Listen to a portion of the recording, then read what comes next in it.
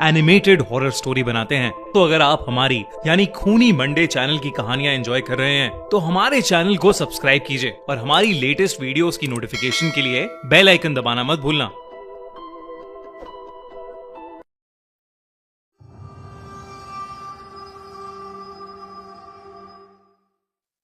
गर्मियों की छुट्टियों का एक अलग ही मजा होता है।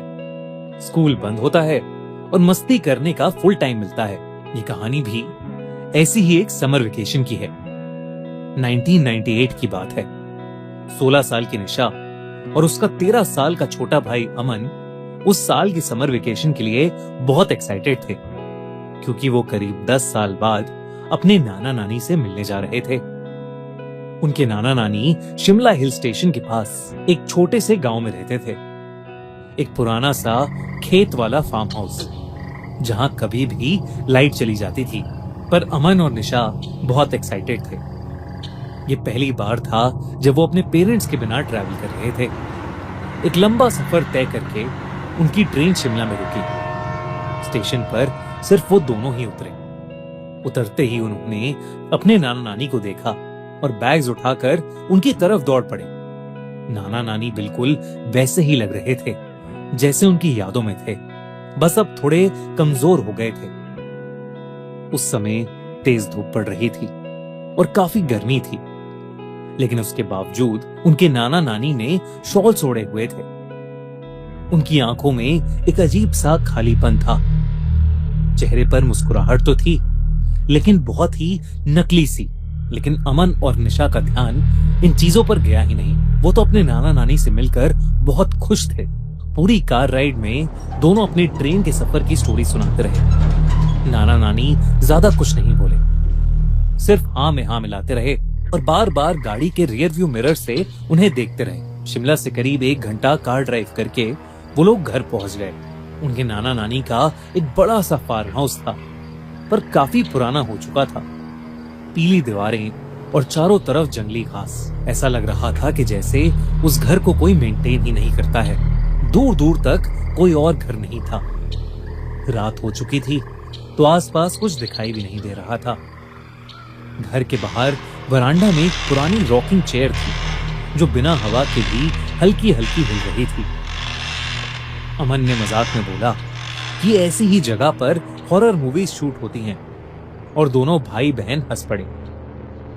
घर के अंदर सब कुछ पुराना था। ब्लैक एंड व्हाइट फोटोज, लकड़ी का फर्नीचर और एक अजीब सी स्मेल, जैसे कुछ सड़ रहा हो।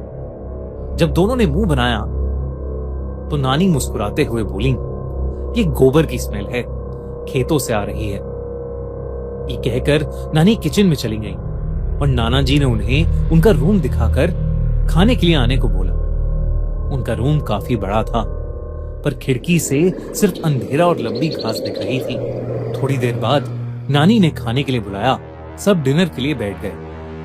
नाना नानी उनके साथ डाइनिंग टेबल पर बैठे तो सही, पर उन्होंने कुछ खाया नहीं। बस यही रिपीट करते रहे कि वो दोनों कितने खुश हैं कि बच्चे आए हैं। ये बात दोनों बच्चों को पहले तो बहुत अजीब लगी, पर वो दोनों अपने नाना नानी से 10 साल बाद मिल रहे थे। शायद उनके नाना नानी ने उन्हें बहुत ज्यादा मिस किया था। डिनर के बाद निशा और अमन अपने रूम में चले गए। थोड़ी देर बाद नाना जी कमरे में आए। गुड नाइट कहकर नाना जी ने लाइट ऑफ की और जाने से पहले बोला, रात में यहाँ कई जानवरों की आवाजें आती हैं, डरना नहीं और कमरे के बाहर बिल्कुल भी मत निकलना। ये कहकर नाना जी उनके कमरे से चले गए और थके हुए बच्चे कब सोए उन्हें पता ही नहीं चला। हर बार कोई नया सॉफ्टवेयर मिलता है, प्रॉमिसिंग लगता है, पर फिर एक्सेस के लिए वेट करना पड़ता है और एंड में कुछ नहीं मिलता। लेकिन विक्रांत का टूल अलग है, ना वेट ना कोड, बस खोलते ही काम शुरू। सिर्फ कुछ टाइम इसे यूज किया और बैलेंस रिसीट्स बदलने लगे। आओ देखते हैं कि ये वर्क कैसे करता है। लेफ्ट साइड पर असिस्टेंट का प्रेडिक्शन, राइट साइड पर प्लेटफॉर्म एंटर करते हैं। आप एक ऑटोमेटिक एग्जिट सेट करते हो ड्रॉप से पहले और बूम, सब परफेक्टली मैच होता है। चलिए एक बार और ट्राई करते हैं। असिस्टेंट ने फॉल पॉइंट बताया 4.29, फॉलो किया और वेट किया। लो, फिर से परफेक्ट रिजल्ट मिला। आजकल कई लोग अपने रिजल्ट शेयर कर रहे हैं। फाइनली एक टूल जो सच में काम करता है बिना कुछ मांगे। अगर आप भी देखना चाहते हो तो नीचे लिंक फॉलो करो, विक्रांत के चैनल से जुड़ जाओ और असिस्टेंट खुद यूज करके देखो। इंस्टेंट एक्सेस, नो डिले, जब तक अवेलेबल है तब तक ट्राई जरूर करो। अगले 2 दिन काफी नॉर्मल गुजरे। हर दिन नाना नानी दोनों को उठाने आते। निशा अपना ज्यादातर समय एक विंडो के पास बैठकर स्केचिंग करते हुए बिताती थी। उस विंडो से सिर्फ पेड़ दिखते थे, सारे के सारे एकदम एक जैसे।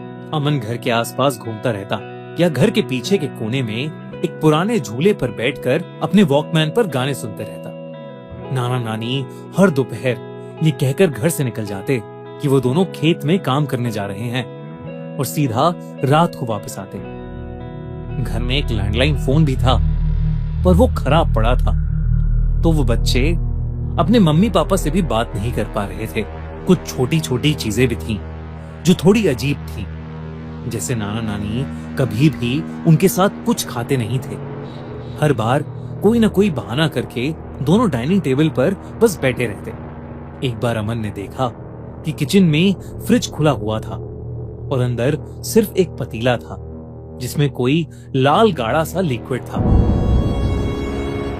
जब उसने पूछा तो नानी ने सिर्फ इतना कहा कि वो एक पुरानी फैमिली रेसिपी है और वो जोर जोर से हंसने लगी। अक्सर नानी बेवजह जोर जोर से हंसना शुरू कर देती थी और नाना जी कई घंटों तक एक ही जगह बैठकर सामने किसी चीज को घूमते रहते। दोनों भाई बहन को लगा कि ये सब बुढ़ापे की निशानी है। उस रात निशा की आंख किसी आवाज से खुली। आवाज दरवाजे के बाहर से आई थी। तभी दरवाजे के नीचे से एक बड़ी सी शैडो गुजरी, सिर्फ 1 सेकंड के लिए।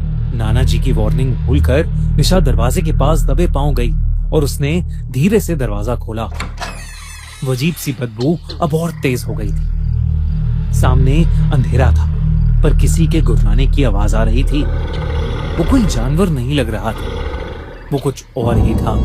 इससे पहले कि निशा उसके पास जाकर कुछ समझ पाती, अचानक से किसी ने उसके कंधे पर हाथ रखा और उसकी चीख निकल गई। उसके पीछे उसकी नानी थी।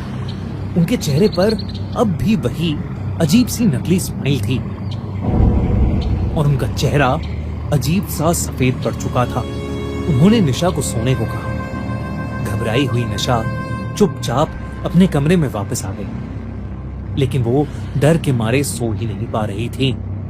निशा को अब उस जगह से एक घबराहट होने लगी थी। अगली सुबह नाना नानी उसके कमरे में आए। दोनों का चेहरा बिल्कुल नॉर्मल था।